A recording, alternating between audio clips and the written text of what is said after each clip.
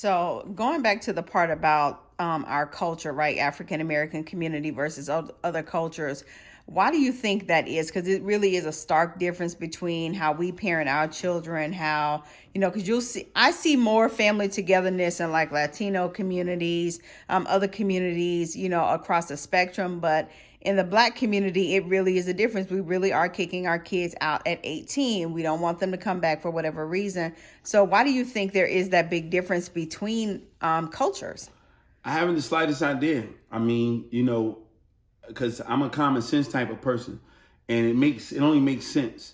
Again, when I think about a kid coming home to their parents' house, I think about the parents having a beautiful home, right?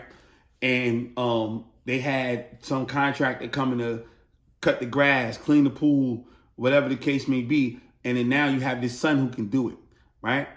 I think about when the parents are worried about charging their kids rent for a mortgage that you have to pay even when they weren't there yet, because your mortgage don't go up because you have an extra body in the house, right? Now, granted, the lights might go up, but again, they just saved you some money because you're not paying $60, $80, $100 every 2 weeks to cut the grass, so he's cutting the grass. You're not paying whatever you're paying the pool person to do that. You got somebody to run errands for you and take care of things around the house if need be.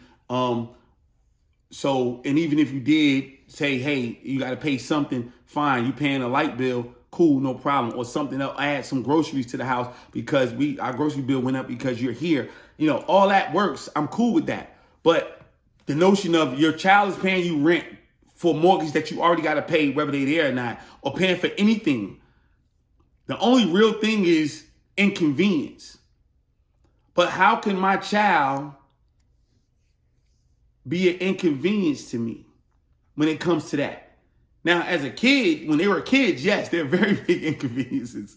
You had to, and I'm not talking about the delinquents or the older kids that get in trouble when they just came home from prison and all that. I'm not talking about that. We all know. But I'm talking about that kid that went to college and now they're home because they got student loan debts, or the degree that they have is not going to give them enough money right now to pay for them to live on their own the way that they need to, and they have a lot more comfortable setting at the house.